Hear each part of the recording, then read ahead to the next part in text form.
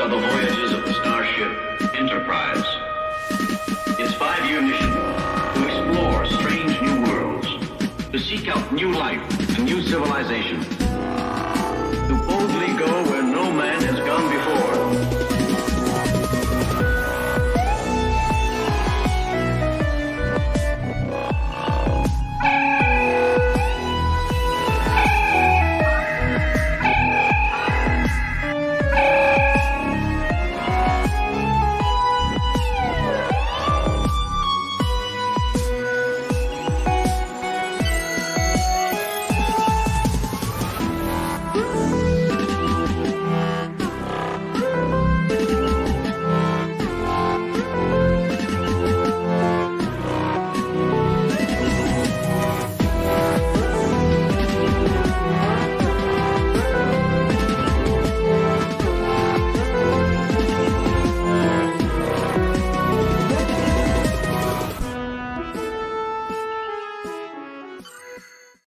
Hey everybody, welcome to the landing party. It is a Captain's Log Stardate 2510.22. I'm Graham Nolan, and we're on episode 71, Whom Gods Destroy, written by Lee Irwin, with a story by Jerry Saul, and directed by Herb Wallerstein. Not a lot for today's Captain's Log.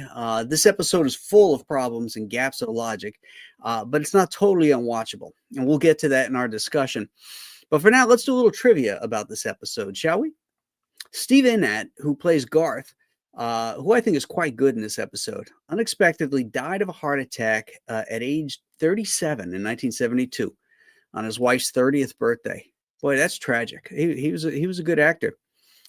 If the torture chair looks familiar, it's a reuse of the chair as in the neural neutralizer room from Dagger of the Mind, with the addition of earpieces mounted on either side. In the United Kingdom, the BBC skipped this episode and all runs of the series all the way up until 1994 due to its content. I think they felt that mental illness shouldn't be treated like it's the Dark Ages, sort of like they did in this thing. This episode mentions a Starfleet battle strategy called the Cochrane deceleration. Although it was never used in the series, apparently it is well known and used by all starship captains that it's considered a classic battle maneuver, obviously named after Zefram Cochrane, the creator of the warp drive. By the time this episode filmed, the Batman series had wound down. This is the second consecutive episode to star an actor from the Batman TV series, namely Yvonne Craig, and the third in a row to feature an actor connected to Batman, as Lee Merriweather was Lysira in That Which Survives and played Catwoman in the Batman movie, the 1966 feature film. And previously, Frank Gorshin, who played the Riddler, played Commissioner Beale in Let That Be Your Last Battlefield. This is the first episode in the series to have no input from co-producer Robert H. Justman, who had quit the show to go work on Then Came Bronson. Justman had it with Star Trek at that point and the direction it was going under his new showrunner. I think we talked about that a little bit last week. Leonard Nimoy refused to shoot the scene in which Spock can't decide which one of them is the real Captain Kirk. He felt it was disrespectful to the character of Spock for him to act so stupidly. They eventually agreed to cover some of the ground with dialogue to make it seem as if Spock himself allowed himself to be overcome. Yvonne Craig had a lot of trouble with the green paint. They had lost the recipe for the paint that they used in the pilot on Susan Oliver and had to come up with a new one. It was constantly coming off, so they sprayed her with liquid bandage. Acetone had to be used to remove it, which caused her skin to burn. Ouch. Okay, gang, there's your Captain's Log. Let's get into Whom Gods Destroy with Lord Garn. Lord Garn! And Lord Garth loves green women. Indeed, he does. But not enough to keep from killing him. Yeah, blowing them up. My dog's barking. Excuse me. That's all right. Strange timing. He does every time I go live. Doesn't matter what time, because Amazon's delivering something, no doubt. So he's just going ballistic. Okay. When you're doing the nasty, does he bark at you? What's that, Ron? What are you talking about? I think we know. I vaguely remember something. Vaguely. This Thoughts, gentlemen. this episode treats mental illness cartoonishly, which, I mean, you were talking about Garth's performance. I thought when he played straight, he was fine. Yeah. And again, I blame the director for everybody just like going over the top. And it's like, pull that down a little bit. Pull that down a little bit. They were just okay. You think they were over the top playing up mental illness? Yes. Like that's like if I'm writing a script about mental illness and I don't know anything about mental illness, that's how I write the characters. You know, that I'm Lord, and then I'm like back down again, and it's just like, I don't know. I would have liked to have seen it approached more, a little bit more cleverness than they did. It was almost like slapstick insanity. Yeah, it wasn't. Well, in some spots, it wasn't believable either. Well, that's what I mean. And, like him throwing a fit when he's Kirk, and the first thing with the Queens to Queen right 3 or whatever. Yeah. He's like, I'll call you back. And he's like, rah, and he just like flipping out. And then he, I don't know. Shatner probably begged to do great that. Performance by Shatner in that moment. Yes. Yeah, that was not good. That was not good. This guy, he's a starship captain, right, Garth? Where does he get the science know-how to create the ultimate bomb that, it's the most powerful bomb in the universe? And where does he get the materials to do it on this planet that's gaseous and he's in a mental asylum? Right. And he's locked up until just recently. Right. So where does he get this? Where does he get the ability to create that machine, the neural neutralizer, whatever it was that we had seen in the other episode? Because he did that in his spare time too. I mean, that doesn't make any sense at all. No. Ron? I got nothing. Yeah. I got nothing. I got nothing. The only thing I can talk about is all that stuff. I would have to say this might have been one of the most boring episodes of Star Trek ever. And it's indicative even on Shatner's face throughout it. He just seems tired and just bored with it. Nimoy looked just, typical Spock, he seemed the same, but Shatner just seemed really kind of like bored. He wasn't really, I don't know, delivering some of the lines with any kind of real enthusiasm at all. And there are moments like you're saying about the mental illness, like when Yvonne Craig, like she's all over Shatner, including her green chain. She noticed that knife out of under the pillow. Just so happens to be a knife under there, and she tries to stab him, and there's no real explanation for it other than I love him, so I must kill him. And then Spock makes a funny comment about how she keeps men from cheating on her, by killing them or something.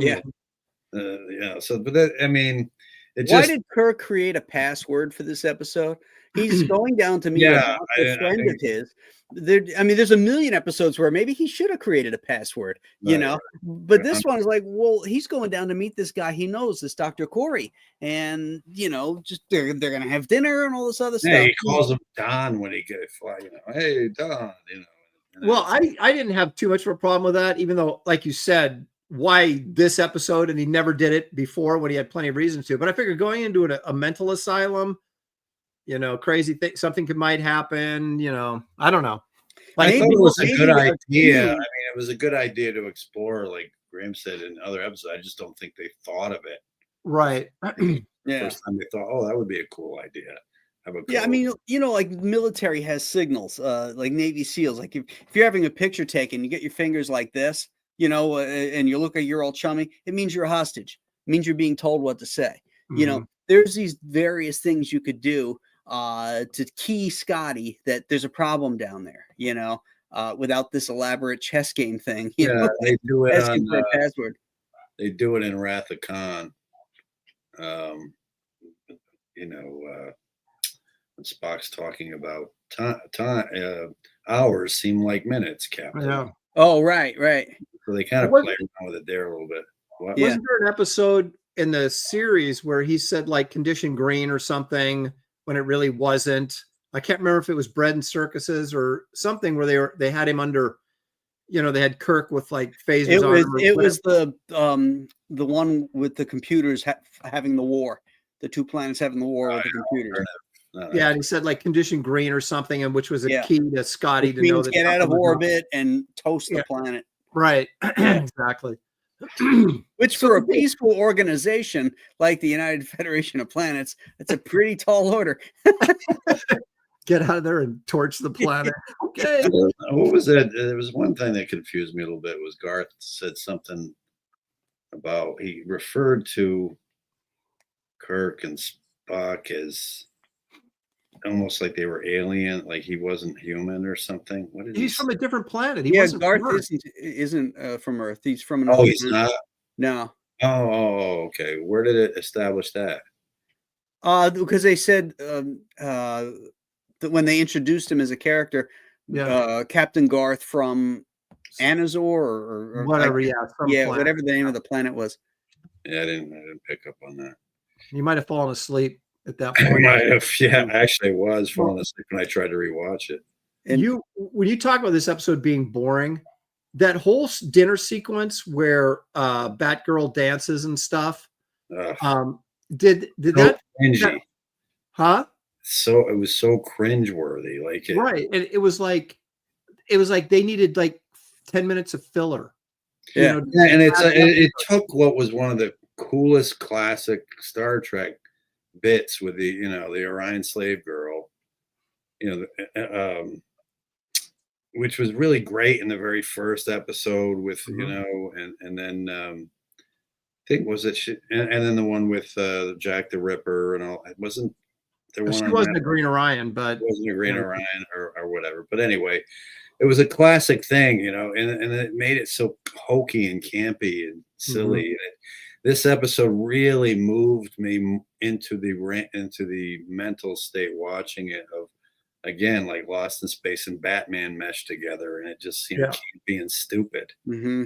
I don't like thinking about Star Trek that way, and this one really moved me in that direction where I was like, it's hard for me to watch it and go, like, if I had ever seen that as a first episode, That'd be it. Started watching, that would have been it. I would have never watched it again. Yeah. This show sucks. Did you notice the lighting too? Like in some of these episodes in this third season, one of the things about Star Trek that was great in the first couple seasons is like, especially when you're on the Enterprise, they had that movie lighting, that that Rembrandt lighting and dramatic lighting. This was lit like it was Three's Company. It was Batman. It was a Batman. Yeah, it's just all these colors and everything was completely lit with no shadows, on their faces or anything. BC Peacock just shooting its, Hey, look who's checking in. woo! Hey there. In the wilderness. Watch those baby yaks.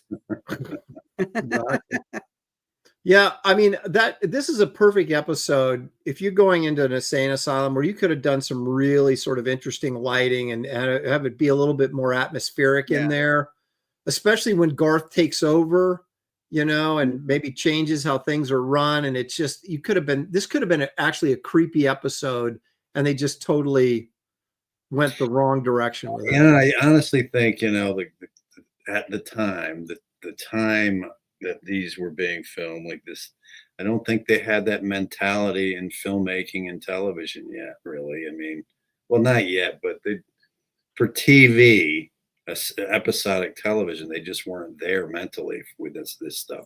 Some good concepts, like you said, like that. You're right. It would have been a complete good setup, but it's like they just are just catering at this point in this third season to whatever they think might get it through. It's just because of Batman again and Lost in Space. And Right. Well, they went to that mental penal colony in the first season episode with the Dagger of the Mind. Yeah. Dagger of the Mind. Yeah. And Dr. Van Gelder, whenever he was on and he was in his crazy mode, I mean, they had him sweating. They had the lighting on him, the double lighting, make him look nuts, even nuttier. painful, like, where Yeah. Kirk like, no, And it Yeah. was and it was lit differently too, like you're talking Yeah. about, Graham. Like they did have a sort of an artistic vision in that first and second season. And it's just, like you said, Mhm. Ron, it just totally threw it out the window. And it's like, what, well, there was real pathos in it. It wasn't Yeah. like this one didn't have any of that. It just looked like a bunch of actors trying to pretend. right. It was in Yeah. Back of the Mind, it was really believable. Yeah. Mhm. And it looked Mhm. like, they were just filling suits in this. Mhm. You had Yvonne Craig and you had Captain Garth, and then everybody else was just extras with a suit on Yeah, that they a had bunch of- laying around. Bunch know? of dopey looking extras, like they're just like Yeah, who never had any purpose.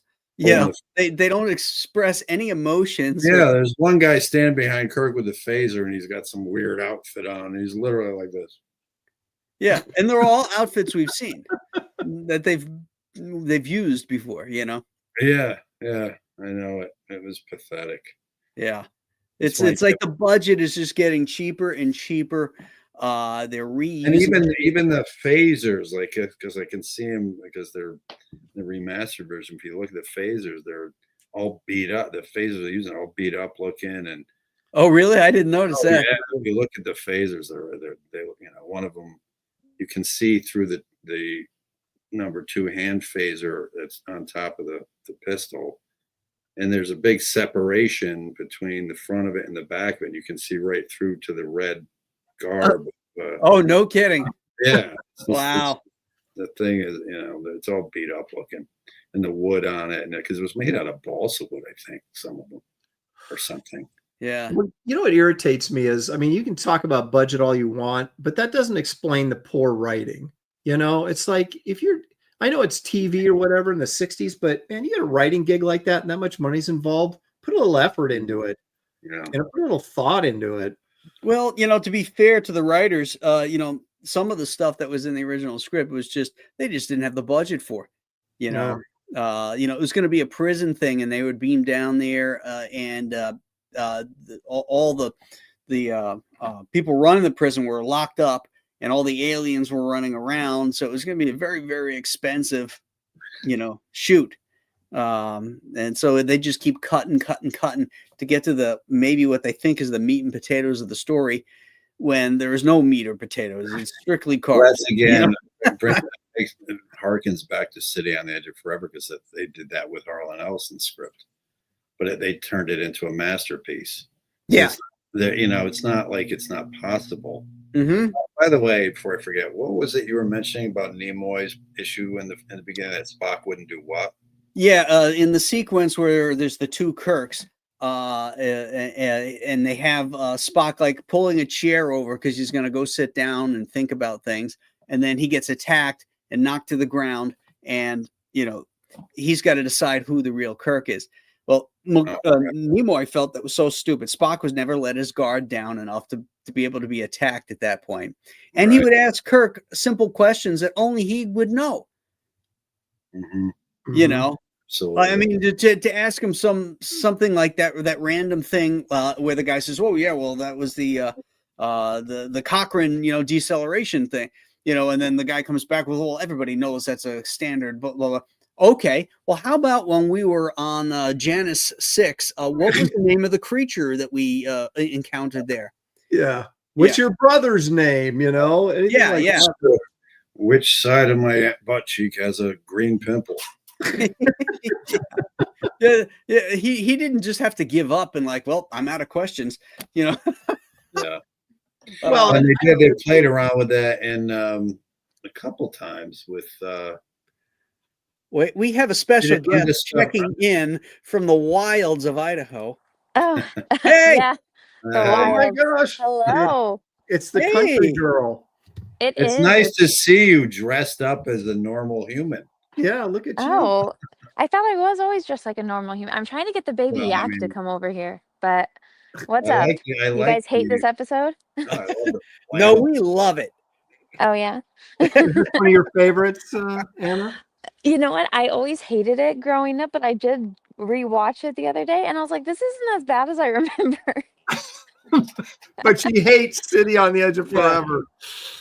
Look at this one was funny. It had a lot of action in it and a crazy Yeah, person. Ooh, look at the crazy yak. Yeah, go Was that right. the new baby yak? No, this is an old baby yak, but Oh, okay.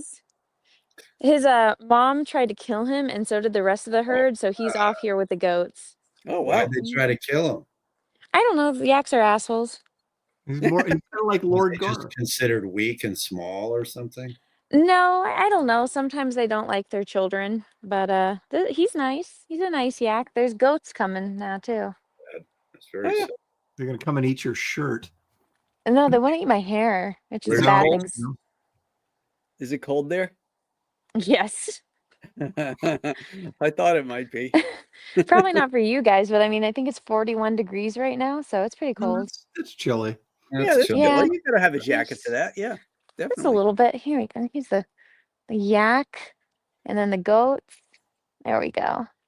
Wait, that yak looks like Captain Garth's coat. Yeah. Kinda. Hey, baby. Lord Garth. Hey, baby. Lord Garth's Lord. coat. Oh. Very cute goat and very cute yak. Oh, look at that. Oh, He just hammered him in the butt. there. That's the Oh, yeah, goats don't like him This, either. this poor That yak. one's an asshole. Well, no, this goat's nice. That black one's an asshole. oh, Apparently. that's racist. It's not Yeah. racist if it's true. First the yak's parents don't want him. Now he's getting butted by a goat. I know he's not having the easiest life, but now he gets a lot of pets and treats. Oh, Nice. you should take him Yeah. home with you. That's not going in my truck. But Where's yeah, your I figured dog? I'd phone it in. Did you bring I your dog in? Did I what? you bring your So, dog? what else did No. you take away with this episode? Well, Kirk definitely got some action. No. Oh, yes. She loves that. He almost got a knife in the back for his trouble, though. Well, I think that the fun part of him getting to play a psychotic version of himself, he hasn't done that since what, Mirror Mirror. Yeah. He Turn didn't need anything to. The Enemy Within. Yeah, his Oh tantrum. yeah, that one too. Yeah, worth the price of admission. But he was a restrained actor in that one because it was early on in the season and he had strong directors. This one he's like, whoa! Yeah. Darn. Yeah. I like how he's banging on things and shit's falling off. You know, Yeah. like, the one thing off, that console falls off, and then he gets down on the ground and turns into Garth, and something Yeah, falls off his He falls costume. off. He just ignores it. I don't know what it was. Yeah. Like, It starts spinning around. Oh. crazy. What were your feelings on Yvonne Craig in this one, Anna? Dude, she's the reason why I didn't like watching it when I was a kid. She made me so uncomfortable. It was. I was saying she very In cringy. like she was a good actress or what? And I mean, the whole character just makes me uncomfortable. Mm-hmm. You know, I hate her costume and her hair. Like the hair is awful. I just But her whole behavior cringy. yeah, it's really cringy. So Yeah, she's like once sycophantic. You know. yeah, once she's done, it's like okay. But you know what? She really fed into the crazy. I believe she was crazy. Yeah, I thought actually that she did a good job, and I liked her hair and I liked her outfit. I liked her Well, you're a legs. guy. She had nice legs, nice muscular legs. Yeah, yeah. Mm. She's a dancer. If You I'm know? gonna say anything, I would say I liked her boobs. Well, that's That expected. too, you know. Why whole you like package. her legs? I like her boobs. I did like Spock's line when when he's describing her dance. You know, reminds him somewhat Of children. nostalgic. How so? It reminded me of 12-year-olds or something. Without the Well, dexterity. Spock Yeah, had a without lot the of great lines dexterity. in this episode. Yeah, there was some good lines in it. I did Well, like. Spock had a bunch. Yeah, I liked his line about the infidelity. Like that's how she keeps her mates from Cheating on her. cheating on her, like killing them, basically. And I like how Kirk was explaining away Spock's decision making, and he's like, I don't something that King Solomon would not approve of. I will say, I thought that a guy playing Garth, when in the moment where Kirk's trying to talk to him about what a great captain he was. Yeah. And then his voice changed. I thought that was Yeah. really effective. He just started talking like a normal person.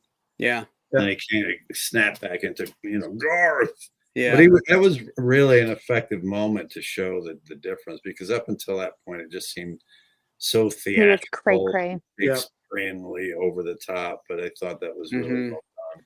I thought that was funny when he first gets mad at Spock. He's like, send him away. Then he's like, Kirk, I'm gonna bring back Spock because he's gonna be the rational one. I'm like, didn't you just send him away for being for not agreeing with you, and now you want him back? Did you guys see in the very beginning when the show first starts how it cuts to, and before it cuts to the credits, Spock and Kirk are standing there, and they, Yeah, I was just about to mention that. And then the next scene cuts in, and they're dragging Spock away. Don't even Yeah. And then he says phaser. Yeah, he stunned him with his phaser, but we don't get to see it because the budget won't allow for it. Yeah, the funny part is they're dragging him away, and it's clearly not Spock, because the guy looks like he's 225 pounds compared to Nimoy, 70. They're dragging this big dude along, like with the blue shirt and the blue, and didn't look anything like him. I like when they did the two back views of Captain Kirk. You got Shatner on the left and Stuntman on the right. And the stunt double shot, like he rolls. He's like an inch shorter as he rolls off to the side. He walks out and he clicks the They didn't blend it in too well. Yeah, no. Yeah, but you know what though? They suffered from that through the whole series. When he fought Khan, it was ridiculously obviously. Oh yeah, it's in our trailer where the stunt guy is running forward and picks the guy. It's like, well, they had a close up of Shatner punching his double, when he was fighting in the control room, fighting himself. They had a close up of the guy, the stunt double, getting punched. I was like, wow. That's not Kirk. But it was a quick. I will say in the remastered version, you get some really cool special effects, like when the Enterprise is firing the phasers. The camera comes up right under it. And it's so crisp and clear and cool looking. Yeah, and they go back into perspective for I thought that was really cool too. The planet surface was great too. The green mist and all that kind of stuff. It's fun to watch it with that, because it's like a little, it makes it sort of newer. It's really it elevates the bad stuff. Yeah, for sure. Unless you like the episode, then you think it elevates the good stuff, right, Anna? I did not say I like the episode. I said I enjoy it more now because I get the references. Like, I didn't know what Elba was when I first watched it. What was? Elba. Like the island where they kept Napoleon. And this is New Elba. Like, I didn't get that reference when I was a kid. And now I'm like, oh, hey, I understand. Right. Yeah, that's true. There's a lot of that stuff that goes over your head as a kid, and then you realize that the writers were referencing other things, Shakespearean titles. Yeah, and then and when Shatner was jumping up and down, having that hissy fit, it was like I was thinking, here we go again, because it reminded me of Plato's Stepchildren a little bit. It's like, are we going to keep these episodes? They just keep, because of the lack of budget, they just keep making it like a little stage play in some cheap room somewhere, and that's all you get from it. And it's not, again, it's like if you watch the Gary Lockwood episode, I mean, it's so far removed. Oh my gosh. You know what I mean? It's just not the same show anymore. It's like, it's not Star Trek. It's just some other like campy, goofy. It's like putting on a pound of weight, every couple months, and you don't notice it, and then you look back at a picture and you're like, "Holy shit!" Well, that's what it is. This show has gotten fat. That's like me when I grew a human. Yeah, exactly. Well, at least you had something good come out of it. Yeah, exactly. We still have Star Trek. We got the movies that came after it, so we got that. Oh, absolutely. Yeah. There you go. Yeah. All right. Well, they're waving me in. I got to go eat food. Oh, like a normal okay. person. Well, thank you for checking in, Anna. No problem. Are you having yak for dinner? No, they're having chicken and I'm having hot dogs. Oh, nice. Yes, Right. I don't like barbecue chicken, but that's what they You are don't like having. barbecue chicken? Wow, she I doesn't hate like barbecue. forever. When you I say hate barbecue barbecue chicken, sauce. do you mean like with barbecue sauce on it, or do you mean like? It's barbecued and on the grill. So like it's got Anna, barbecue sauce. Oh, I Oh. hate that. Ugh. I do too. are you there with relatives or something? Yeah, so right now, Peaches is the youngest of 4 boys. His 2 older brothers both live in Idaho, and then my family, my mom's brother and his family, they all live in Boise. So we are Oh, at Peaches's oldest brother's house right now, and his family. None of them have met the baby, so they're all inside with my okay. baby playing. Oh, And very then Nice. tomorrow we go to his other older brother's house, and then on Friday and Saturday we're doing stuff with my family for my cousin's wedding. That's awesome. Oh, that's Yeah, great. so That's an we're seeing exciting- everyone. That's Yeah, nice. excellent. That's nice. Isn't it Yeah. nice that all the positivity when you show them the baby and how they dote on her and everything? Oh my God. Well, she's such a good baby. Everyone's going crazy and she's happy. That's awesome. So she's That's having a fantastic. good time. It's a She just great had time a of year plum. for it, too. Well, we didn't know she was a savage. She tried to eat the chicken. See? The chicken, Yeah, she tried to eat it the alive. actual Oh, live. a live chicken. Yes.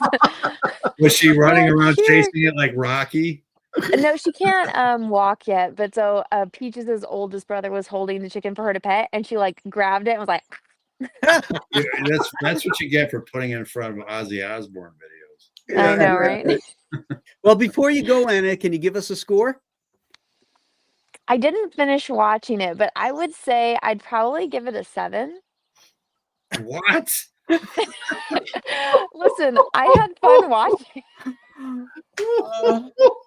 It was fun compared to the Ron other ones we've passed out. watched. Ron's blacking out. Go I know. eat barbecued chicken. I'm not eating barbecue chicken. I'm eating hot dogs. No, now you have to eat barbecue chicken. No. Okay. Well, compared to like last few we watched, I actually was like, okay, this was actually fun. 6 or a 7. I'm going with a 7 because I had fun, but I didn't finish it, so I don't even remember how it ends. It's been so long. Okay, well, just to put this in perspective, Anna's other 7s were the Corbomite Maneuver, Deadly was a years. 10, Deadly Years, and Spectre of the Gun. Okay, maybe I'll do. You know what? Anna, This when you come back, I want us to go to a therapist. okay, you know what? Putting that in perspective, I'll give it a 6. Okay. Okay, that's at least a little bit. better. Also, did you guys see they announced Star Trek convention next year is August 5th through 7th In Oh, Vegas. okay. I'll in write that Vegas? down. I need to find someone that is. I need to get in contact with someone so we could try to set up the show there. But it's for Yeah. Creation Entertainment is the name of the con. I don't know anyone that works with them. So Okay, August 5 through 7. August 5th through 7th, yes. Okay. I'll send you guys I a wonder if screening. that's What's the live. episode for next week, Graham? That's a good question. I think it's. Hold on. Do you think they'll fly us out there because we do this show? No. The Mark of Gideon. They might Mark- they might fly you out, Ron, because you're Ron, but I figured I'm gonna have to fly myself. I'm Lord Guard. Yeah, Ron, do you have any connections with people that do cons? Maybe you can hit them up because I don't know if they'll respond to me anymore. It just depends on who it is. It may if it's someone who I know or follows me. Well, who's your booking person? Ask them if they know anyone from Creation Entertainment and see if we can set something up. I have a booking person. I will contact her and see if she can get something set up for us. Okay. There you go. Alright. Creation Con. I'll look into it and see what I can. Okay. I sent you the link, Ron, on Instagram, but I'll post the link in the group chat. Okay. I got to go. They're yelling at me. Okay. All right. Hey, All bye, right, Anna. bye, Thank you. guys. Well, that was nice. I'm Yeah, glad we it's talked her great. down for that 7. Just so much fun, man, going out for that family and stuff, and it's so wholesome and nice. Oh, it's beautiful. It's beautiful. It's love that kind of stuff that you see that reminds you of the goodness in the world. You We know? go down every usually. Well, we won't be going this year, but every year we've gone for like 20 years. We've gone down to Gettysburg area because my wife's sister and her husband have this huge log home on like 11 acres, but adjacent to this orchard, which his family owns. It's like an apple orchard. It's just thousands of acres of apple trees and stuff. And so we go there every Thanksgiving. We play football in the yard, and it's nice and cold, and we cook the turkey out there in a big pot, and boil it, and it's great. I love it. Love it. That's fantastic. Anyway, Yeah, but I digress. that's all right. That's all right. It's one of our lesser digressions. Right. For sure on this show. For sure. All right, guys. So I think we've covered everything we can say about this episode. Oh, I can still rip on it if you need time. If I need to fill some time. Oh. I liked Yvonne Craig in this. I thought she was super cute, a little over the top, in her sycophantic behavior, but I think it lent itself to her character. And she was real easy on the eyes to look at. The way she moves and everything, real sexy. Yeah, I cried when she died, but And when she was atomized by the most powerful blast in the universe. I just know. a grain. Just a grain. I will say that one moment where she gets blown to bits. It's just okay, that was pretty serious. Yeah, exactly. It was like, what? And she's out there, and I like how they're dragging her out there, and she's trying to get away. But then when they let her go and they turn to walk, she's like running towards them, like, no, don't leave me out here. Like, yeah. Well, and you notice they were using those Tholian Webb spacesuits too. Yeah. Oh yeah. Yep. Reuse. Yep. So I thought, well, maybe that's just standard issue for Starfleet. Everybody's got those, Wow. Did they ever explain why you put a mental institute on a poisonous planet? I mean, I guess that's one way to keep from getting away, right? well, it's like alligator Alcatraz or whatever. Yeah, exactly. You got nowhere to go if you take over the building, Oh. And are we to believe that those were the only insane people left in the universe were in that asylum? Or is that just a asylum that happened to be on the route of the Enterprise to drop off that medicine? Yeah, they did make it sound like they were the last of the mental illness had been, pretty much wiped out or something. But these were the Well, they said incurables. the machine was gonna help wipe it out completely or something. The medicine, the vaccine. And the machine, I thought they said, or did he make No, that? because he made the machine. Okay. Lord Garth made the machine. Yeah, but I remember them saying it would wipe out mental illness, so it must have been the vaccine. Yeah, it was the vaccine. The only good thing, it's Scotty got to be captain again. I always love the episodes where Scotty has his moments on the bridge.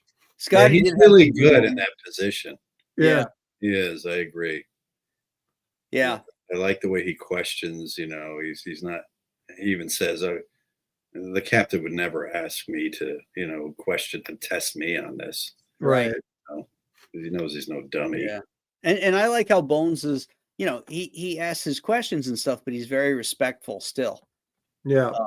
To Scotty. Yeah. Where he isn't to Spock, but he is to Scotty. Yeah.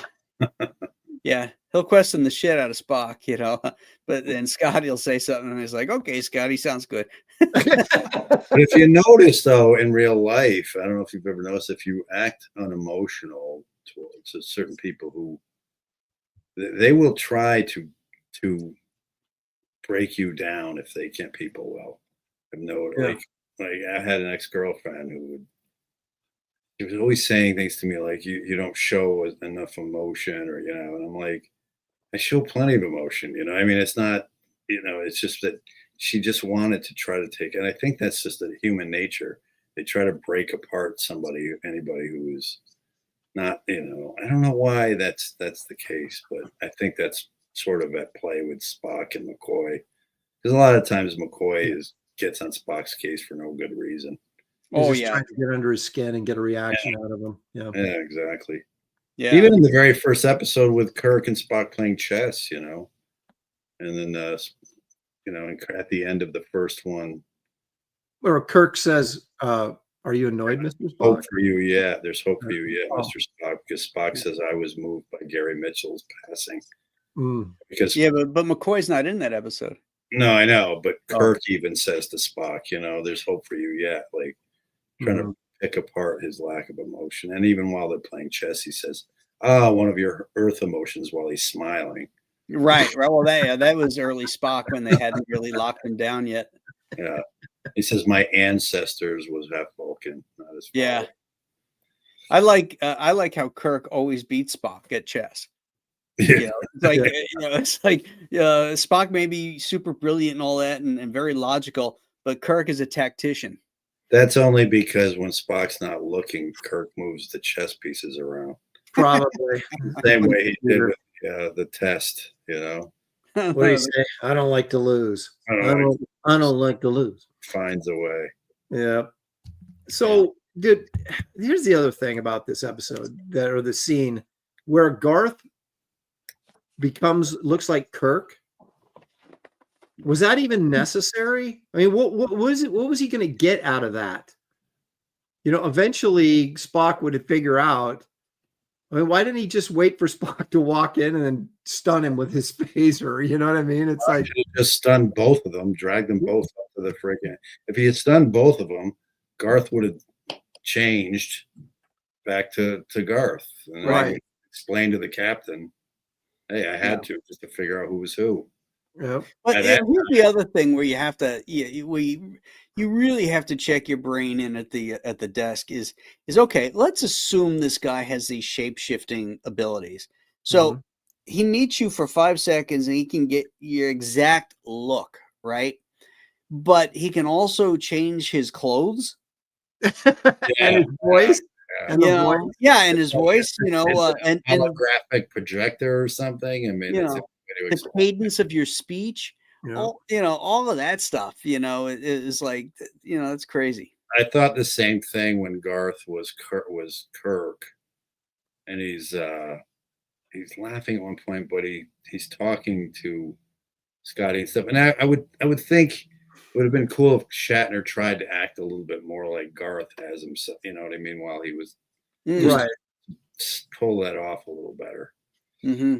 Because you're right. I mean, he's just every inflection was just Kirk. Right. Until he starts losing his shit, and darn. And you notice when he took on Spock's persona, he apparently knew how to do knew about the Vulcan neck page. Yeah, so that whole thing had to be set up with Batgirl before they even did that, so that she would know to act, because he couldn't do the maneuver, so she would have had to have faked it, but they would have had to known about it. And I don't know that Spock had done it yet in that episode where Garth could have seen him do it. No. I mean, it's not every Vulcan that goes around doing a nerve pinch. It's probably a very, very idiosyncratic thing. We know about it because our Vulcan does it, but right. Garth, unless he had some Vulcan that was doing that, Well, he was a starship captain. I'm sure he'd known about Vulcans and the neck pinch. Yeah, maybe. But would you know how to do it? That's a good point. I mean, that's what I'm saying is that Batgirl would have had to have faked it, been in on it the whole time. So the whole thing with her and Kirk the whole thing was staged. I like how you're calling her Batgirl. Well, yeah. Craig. It's like, if that comes to my mind quicker than her name does, Batgirl. They should have had an episode with Frank Gorshin, her, and Lee Merriweather. Yeah. That would have been something right there. I know, it's 3 in a row, actually, right? That's what they said, yeah. That's crazy. Is Burgess Meredith in the next Batman episode? was winding down at this point? Batman had just finished.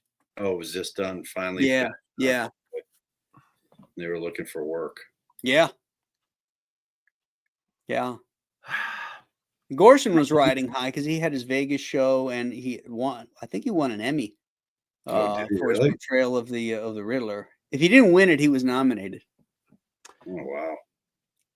For the Riddler. I'll tell you, man, being a TV or movie actor would just be. I mean, for 90% of the people that do it, it's just like it's worse than being a freelance artist. You finish the job and you have no freaking idea what you're going to do next. Well, that's what Shatner even said after Star Trek. He was living in his trailer or something.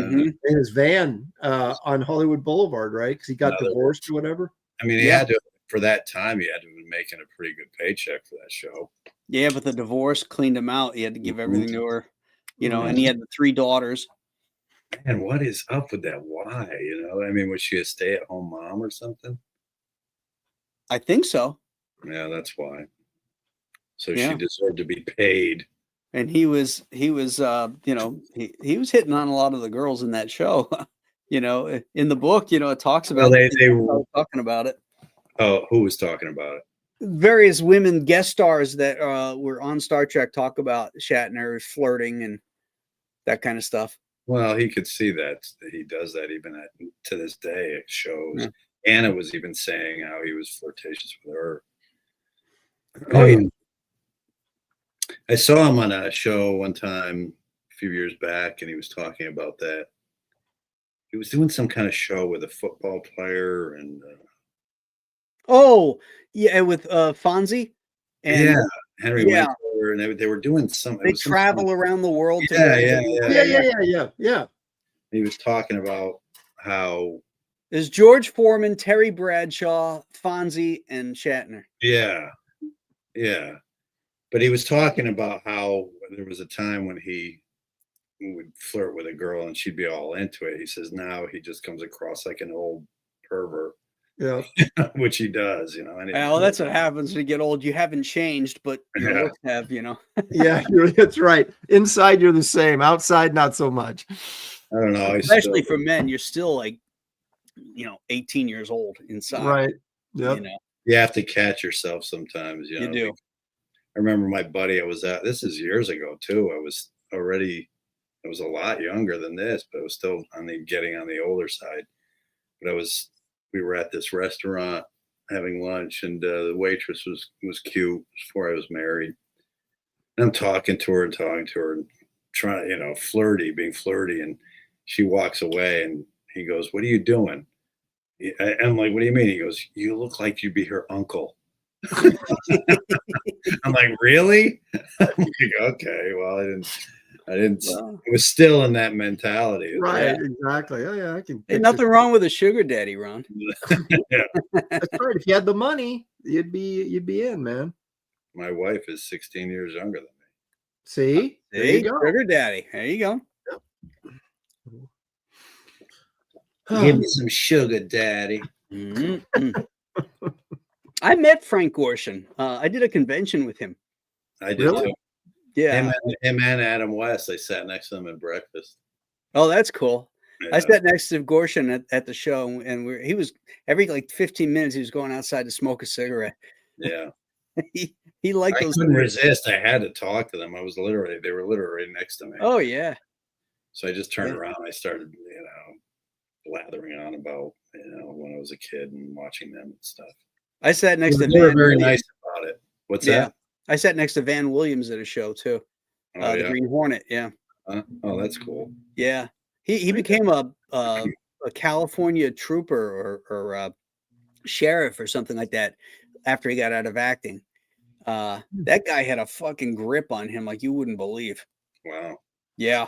He was a strong guy. I had to hang out with Yvonne Craig a little bit at SuperCon back in San Francisco. They had a show where they had the entire Batman cast. The main characters were all there. Adam West, Burt Ward, Yvonne Craig, and somebody else was there. What they considered the big.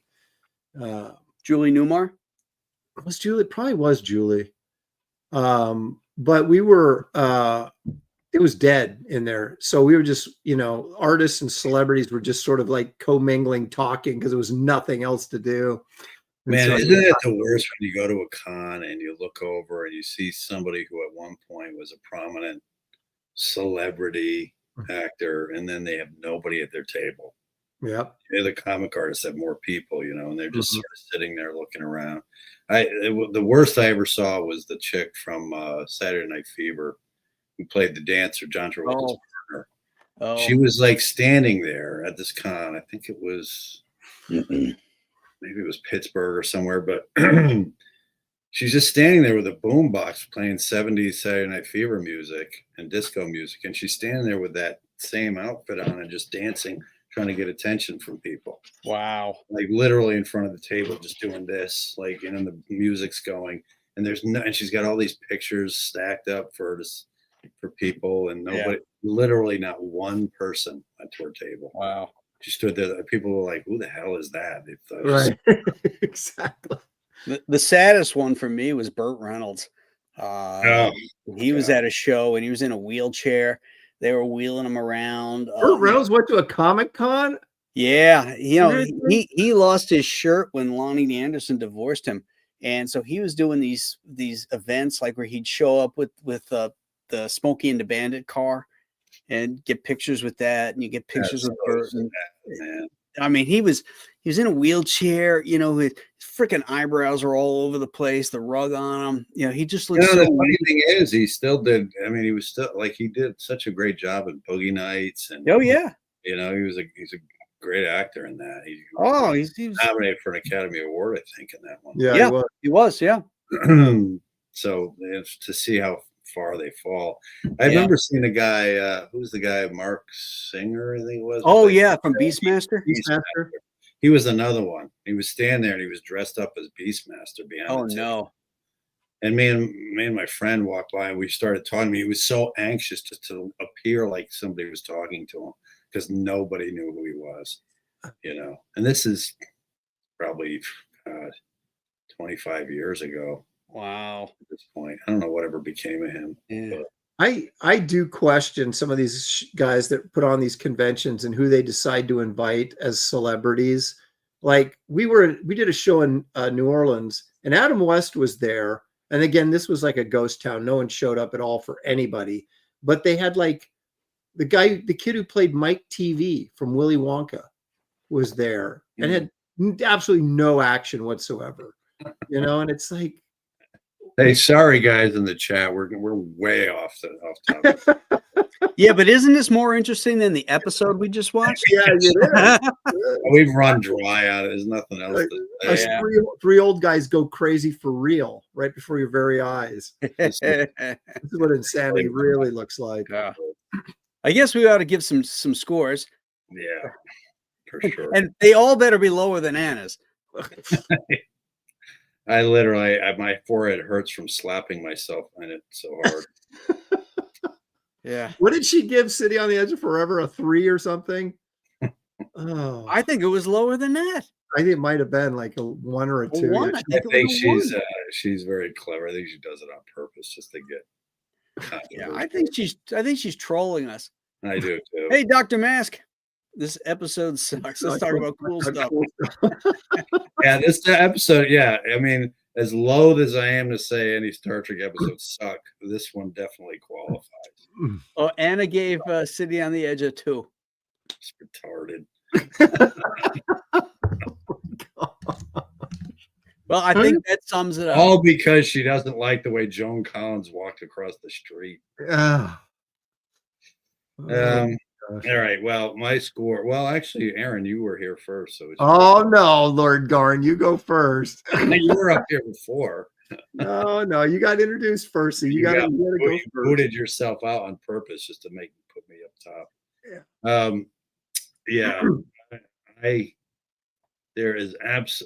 I feel so indifferent, you know, because the opposite of love is not hate. The opposite of love is indifference. So that shows just how much I don't like this episode because I'm just so indifferent to it. I mean, I can watch it, and like I said, I like some of the new effects and the remaster and stuff, but I just did not connect at all with any part of it. Not even a Von Craig. You know, I think if I were to put Von Craig next to Lee Merriweather, it wouldn't even be a freaking second look for me. I mean, Or Susan Oliver. Or Susan, yeah, even more to the point because she was the Orion slave girl. It just was the most bland, uninteresting, just a bunch of actors thrown on a colored up stage with some wonky, you know, computer systems. You know, that's a great analogy, the stage play thing, especially for this episode, because there was so much just soliloquies and people just walking around doing nothing, just talking and talking, but nothing was happening. And it was empty rooms and hallways. Yeah, Yeah, and all it it is was, is hallways and empty rooms. and it descended from a bunch of episodes that were similar in a way, Yeah. like Wink of an Eye, and where it's just emptiness, and it's just. But this one didn't even have. There was just nothing interesting about it, science fiction wise, or at all. I mean, it just. Like I said, if this was the first episode I'd ever seen, I would have never watched Star Trek. Probably. Thankfully, I didn't. So I'm going to give it a 1. Do you remember what the first episode you did see was? Yeah. What was it? Savage Curtain. I love that one. I do too. I sat. Lincoln, yeah. The first thing that jumped out at me is like, why is Ben Grimm fighting? Sitting there on a planet, I was like, "This is the coolest thing I've ever seen." And then Lincoln's floating up on a freaking chair in space. Like, what did he know? Yeah, it's the Lincoln Monument throne too. Yeah, exactly. And it's funny because I joked with my buddy Howard about this. I'm like, because Shatner addresses him as Mr. President. I'm like, and I wrote to Shatner on Twitter years ago. I said, "Hey, Bill," I said, "let me ask you, do you really think if you were in space in a spaceship and an alien came up dressed as Lincoln, you would address him as Mr. President?" Did you seriously ask him that? Yeah, he didn't answer, of course. I did tweet that to him. Oh, God, that's funny. Anyway, so yeah, I'm giving it a 1, maybe a 2. There was, I did find Yvonne Craig interesting to look at. And there were moments when Garth, like we talked about, when he like sort of reeled it in. He was actually good in parts of it. Yeah. And again, I blame the directors for not having control of the actors and knowing that you're going too big, you got to pull it back, that kind of thing. But it was tedious. That dinner sequence where Yvonne Craig danced, I was like, what is the freaking purpose of this scene? It's not to seduce Kirk, it's to fill time. It's like, is this plot so threadbare that we've got to get like a 6-minute sequence with her dancing and them and citing poetry from Shakespeare or whatever? It's like, this is going. Yeah, and him calling her on it. Like, what was the point? That you came up with that yourself? It's someone old named Shakespeare. It's like, what is this ridiculous dialogue? Yeah, and it's like you could look at Kirk. Doesn't change the fact that I wrote it this morning. Yeah, Kirk and Spock were sitting there. They looked annoyed, and I was like, that's what I'm saying. Shatner seems so disinterested himself in this episode. Like he just seems so bored walking around doing it. It was stupid. It's not Star Trek. It's just some silly stage play dressed up as Star Trek characters. I just hated it. Well, I didn't even hate it. I was just indifferent. It was a shocker when he blew up a Batgirl, though. So so all things considered, I'll give it a 7. No, I'm kidding. I'll give it. I did find, I'm kind of like Anna. I did find it kind of humorous in its stupidity at times. I hate giving all these episodes like 2s and 3s. It's going to destroy our whole it's only the 3rd season. Score. Okay, it's only the 3rd season. This may be the worst episode we've watched so far. Is this worse than Plato's Stepchildren? Not for me. It's not. That was a cringe. I would say it's along the same lines. Plato's Stepchildren was. Plato's Stepchildren at least had telepathic powers and some science fiction-y stuff within the What did I give Plato's Stepchildren fiction method?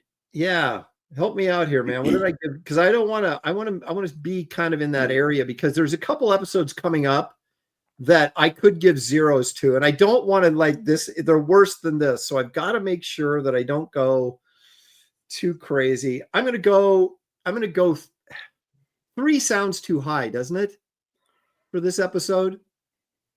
Well, I was thinking of a 3, but I was hoping.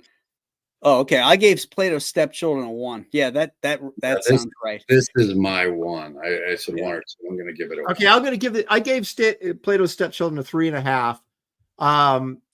So I'm going to go 3 on this. 3. Yeah, I'm going to give this a 3 also, just because of Yvonne Craig. Exactly. You know, Her prancing around and getting blown up, because that was a shocker. So The other thing too, that's like the only thing. That's the only thing.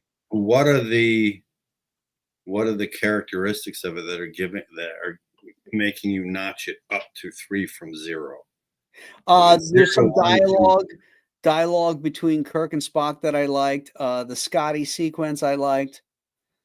Fair enough. Yeah. You know, yeah, I Scotty like as captain is always good.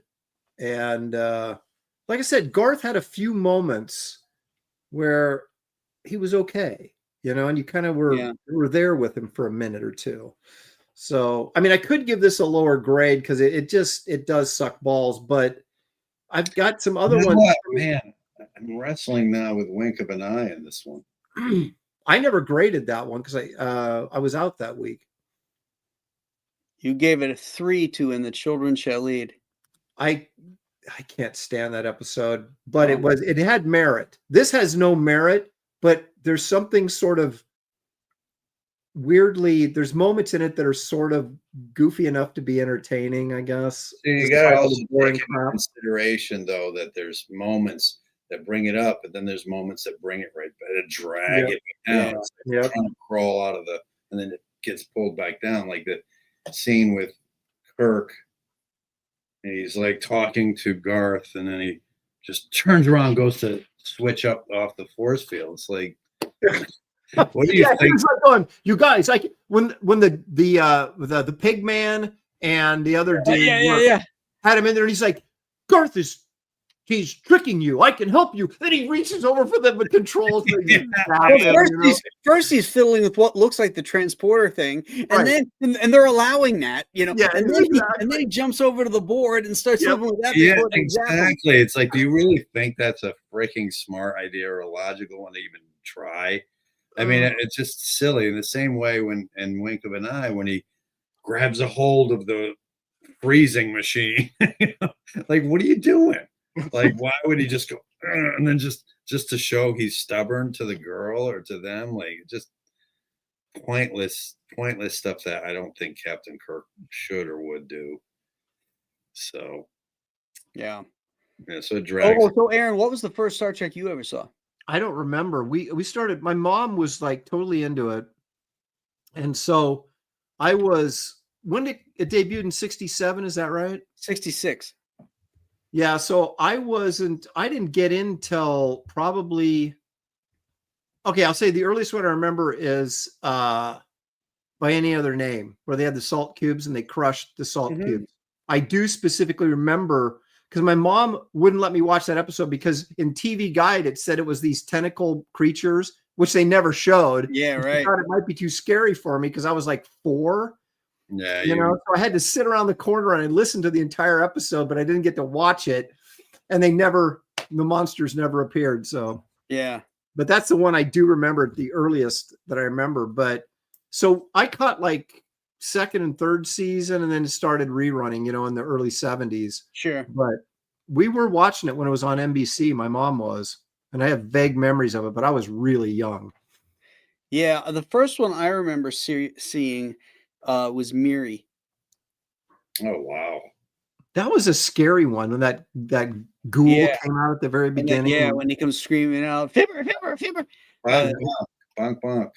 Yeah, that one scared me. And that I kid thought was in lost scary space who lived behind the mirror.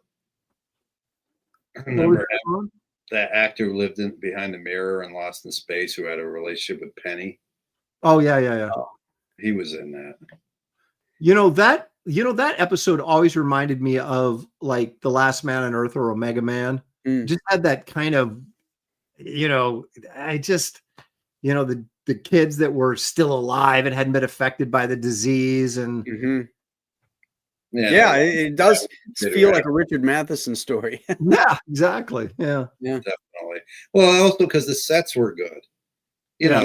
Shops and tricycles and Mayberry. Yeah. Oh, is that what that was? Yeah, it's the Mayberry set. Yeah. But that's what this season needed more of is stuff like that. But Yeah. Well, we've talked about this before, but this is clearly everybody involved in making these episodes had no investment in Star Trek at all. yeah. You know, everybody that cared about it was gone at this point, right? And even so- the chair, the torture chair, you know, seeing it up close, where you look, it's just like a bland piece of black cloth tacked onto the, you know, it Well- was so cheaply done, you know, and the stuff on the walls, that silly design, you know, And- like just why push it in the room? Why wouldn't they have it in one of those other rooms that they'd been to already and just go in? I mean, it seems so easy. Like, it's hooked up to a battery. We're just going to push it out here for, you know? and it's so theatrically silly, like a play, because he just like snaps his fingers and they just happen to be right there moving it in. Like, you know, Right. I mean, you know, it's just bad. Yeah. Well, this guy, the showrunner, Fred Freiberger, at this point was trying to make it more action-packed and cheaper. Well, he failed. So in that doesn't acting mean act. the thoughtful stories are out the window, you know? This episode, during it, at one point, this is what I thought of Shatner saying, for crying out loud, it's just a TV show. And I could see why he would say that based on this episode, because it's just so, when he's filming that, it's just this silly thing that they're, Yeah. but, you know, it Well, seems they so had so silly. much pride in that show. Everybody, the writers, the directors, everybody wanted to work on it. The actors had so much pride in that show. And then you get to this, that they fight like tooth and nail, and they finally get a third season, and they think, okay, you know, we can go forward. And the damn budget gets cut again, and they got that shitty time slot on Friday nights. 10 o'clock. And now the actors are sitting there receiving these scripts that look like dog shit. And you know, it's got to take the air out of your sails, knowing that the end is coming. Mhm. You know, it's kind of like in our business. You're working on some project, you know, and you find out it's getting canceled in the 12th issue. It begs the question, why did they bother? Why did they bother bringing it back for the third season? Just to appease and then put it in that time slot? What was the point? Yeah. You It's know, like, why? bring it back. Well, and then NBC didn't want and it. to destroy it. NBC was gonna cancel it, and then the writing campaign maybe got them thinking that, okay, you know, maybe this is viable still. You know, it'll find its audience. But I think the reality is that they were sick of dealing with Roddenberry. It was expensive to make, and you know, all the good stuff happened when Desi Lu owned it. Was so I love good, this. like, so much. I mean, it just, to see it descend into that circus that it turned into was just sickening. Yeah, Even but the we have a few episodes coming up as we head to the end of the finish line here. I think there's 3 that are Savage Curtain being one of them. So. Savage Curtain. Yep. The one with Marriott Hartley. Yeah, that's literally one of my favorite episodes. And there's one more, I think. Of the whole show, actually. Yeah. That one stands out, I think, as the best written one of the third season. That's a good one. Yeah, That's a good one. It's just the inconsistency, not being able to tell the difference between a good script and a bad script it's just mind blowing to me that they, you know, how do you get like that episode and then what's this funny episode? is when you look at other shows that came after. Sorry to interrupt. No, when that's you right. look at shows that came after it, like Logan's Run, or what was the one with Gerard Buck Rogers. Buck Rogers, and you look at the writing in that, and it's even worse. Yeah. You know, you can't even believe how things just got so shitty. Yeah. By the 70s, you know, the sci-fi. The sci-fi. Because the 70s was all Partridge Family and Brady Bunch, and you know, it was All in the Family and MASH, and it was a whole different feel in the 70s, where Star Trek and Lost in Space and Batman was just this, you know. Well, then by the mid 70s, you got all the cop shows and the hillbilly shows, you know. And After Carter got in, all the trucker shit and Norman Lear was making these shows like left and right, and like All in the Family and all these spin-offs and the Jeffersons, and it really kind of exploded like from the 60s into the 70s. Yeah, liberal TV show. Even the Incredible Hulk. I mean, it's just I hated that show. I could me not watch too. it. Yeah, I can't stand it. It's like watching Lou Ferrigno prance around and go and lift up a chair and act With like that stupid headpiece. Yeah, It looked terrible. It's like, ugh. I don't know. Story I was a kid. You guys didn't like it at all, huh? No, I hated it. All right. That wasn't my Herb Trimpe Hulk. and then by the time he fights Thor, did you ever see that? Yeah, I saw that. Oh my god, it's Yeah. just Great. really it's But that was a TV movie, wasn't it? It was after the show had run its course. Yeah. And wasn't Daredevil in it too? He was in one of them. Rex There's one that Daredevil was in, and he had that black costume. Yeah, Rex Smith. Rex And Smith, they the took the horns off his head too because they didn't want it to appear satanic or something. Yeah, that makes sense. You know what's a horrible show? Dude, you know what is a horrible show? The Bionic Woman. Oh my gosh. If you want to go back and talk about boring, holy crap. My mom was rewatching them, right? And I went in there and watched an episode and I was like, this is the worst crap. I can't. It seemed they were doing it back then, even. Like, I love how everybody complains, and yeah, they were still doing it back then. Like, well, I have the Bionic Man. Well, we have to have a Bionic Woman now, Yeah.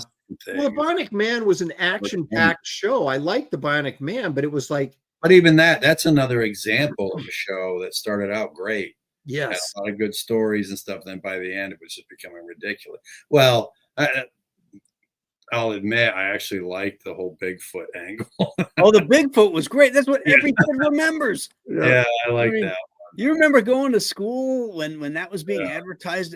We couldn't wait for the Bigfoot episode. That was when it was good, and it was also good with John Saxon where he fought the robot and he knocked. Oh yeah, that was a first season episode. And Shatner was in it. You could talk to dolphins and stuff. Oh yeah, I just saw that one. You know what also went off the rails was Fantasy Island. If you watch, there was like 2 TV movies before it became a series. And like Mr. Rourke was more of a devilish character. Yes. And people got what they deserved. They wanted the wrong stuff and everything went south. And it was like, and he had this kind of sinister edge to him. Yeah, and then they turned it into this big hokey.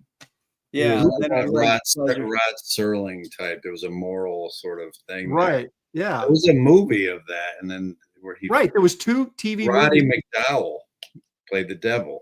Well, that was like later though. That was like way later when Mr. Rourke became this angelic being and Roddy McDowell was the devil.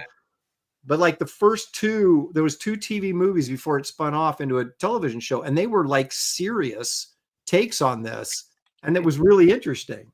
But yeah, it got goofy pretty quick. Yep. Great ideas that run their course, like Star Trek. I hate to say that. Yeah. It's this 3rd season is bringing our overall average per episode down bad. Yeah, well, it's a bad season, 26 episodes or so, and maybe 5 are great. Yeah. Others are mediocre, and then the rest are just shit. Like Trump. And speaking of shit, Mark of Gideon is next. A very subtle story about birth control and the lead actor in that annoys me. He looks like Boris from Natasha and Boris. Like the dad, you mean? Yeah, it just drives me crazy. It's like, Boris, darling. He just says it. This is the one where there's like they look out the window and there's like tons of people looking at them.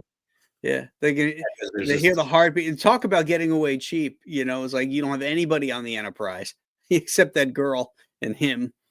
So he's like trying to get it on with this chick, and everybody's watching him. It's tough, man. Yeah. Performance anxiety. That's what we have on tap next week, my friends. Okay, Mark of Gideon. Oh God, I can't wait to get through this. We've got to come to an end on this. It's driving me crazy. At least get to the last good ones, right? Oh my gosh.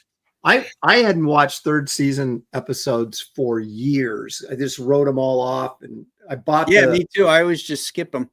I bought the DVD collection so I could watch this whole thing. And I'm never gonna watch this show ever again. Well, you know what? When we're done, I want to go back and watch a first season one that I love, just to cleanse my palate. exactly, feel probably good about it again. Yeah, Yeah. Reignite it in that memory. Yeah, like, oh yeah, then just end it there. Yeah.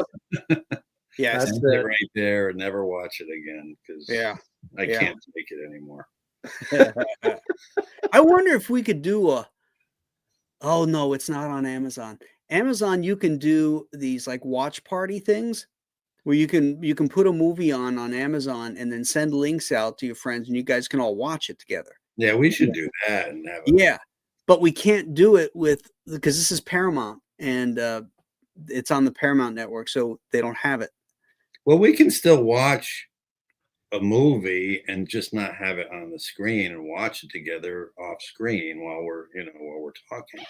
No, because of the streaming rates, we'd be at different parts. It'd be lags and stuff like that. Yeah, we'd have to all be in the same room together. Yeah. I think but to do a watch party, I'm gonna do that I think before Halloween for the 31 Days of Monsters. I want to do a watch party of a monster film. So I'm gonna look into doing it through Amazon. How did you like The Last Voyage of Demeter? I love that movie. Actually. Oh, I liked it. I thought it was good. You know, I told you. yeah. The way it should have ended differently, though. I saw it before you did, Aaron. Did you? I saw it when it first came out. Yeah. So did I. Oh, I saw it in the theater. I thought you said. All right, come on. No, I've been trying to get Ron to get Graham to watch it. Yeah. I watched it for 31 Days of Monsters, and you know because you got this character that's not in the book, obviously, and the girl who's not in the book, so you knew that's the social justice angle there. Yeah, Right. and you knew they had to survive. They had to Right. get off the boat because we know how it ends. And if you guys haven't watched it in the chat, this is going to be a spoiler point here. Is that when the Black Doctor goes to that pub, you know, he's trying to hunt down Dracula because he knows Dracula's in London, and instead of of seeing Dracula there, I would have had him being more disheveled and almost manic because nobody's believing him of what he's telling people are here. And then this old man sits down and says, "I believe you," and it's Van Helsing. You know, That's a good ending. no, that is. They But couldn't I do think- that because they wanted to take that cachet away from Van Helsing and give it to the Doctor.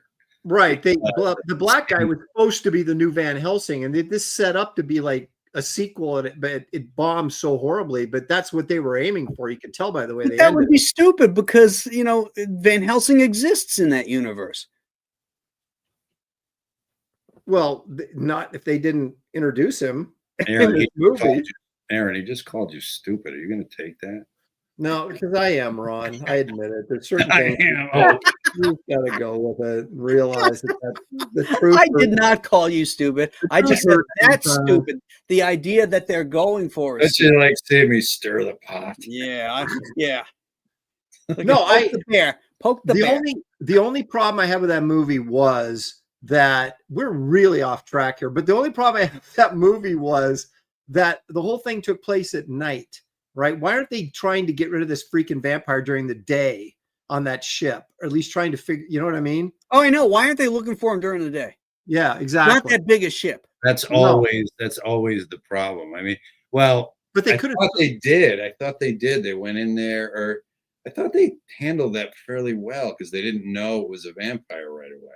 Well, it took them a while, They right? found the dog. They found the dog, and they thought it was like just a disease or something. Or Yeah, but they about halfway into the film they realized what was going on, and it was just night after night after night them trying to survive and forgetting all about the fact that there's 16 hours of daylight or 8 hours of daylight or whatever that we're missing here, and they could have easily fixed it because it was such a big ship and there's so much cargo in there, right? So what would you do if you're going to get rid of that vampire? You'd use that crane or whatever's on the ship and start pulling stuff out until you found him and then dump him over the side.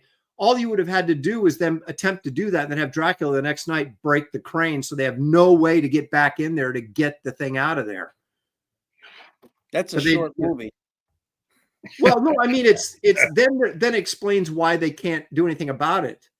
You know what I mean? Yeah. Because they didn't even try to get rid of him. Or the cats get so far in the back that, you know, they'd have to go through all these other. Yeah, but how does he get out then? Well, he turned into mist.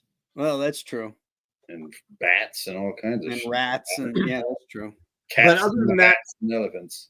Other than that plot hole, I really enjoyed the movie. The design of the vampire was freaking awesome. He was great. That was worth the price of admission. Yes. Yeah. He was really cool looking. Like when they're rowing on the boat and that was so cool. Yep. Yeah. So yeah. Kind of part anyway. Nosferatu, part bat. When he's climbing up that pole and the guy's looking down and he repeats what the dude says, you know, and he's got that bat looking face. It was really cool. Yep. Yeah. Yep. So anyway, there you go. All right, now we're off to those things. Tomorrow on 31 Days of Monsters, guys, is 28 days later. Tune in at noon tomorrow. Oh. We'll talk about that. And until then, we'll see you next week. And everybody have a great rest of your week. See ya. Bye. What time is it? 5:30, sir.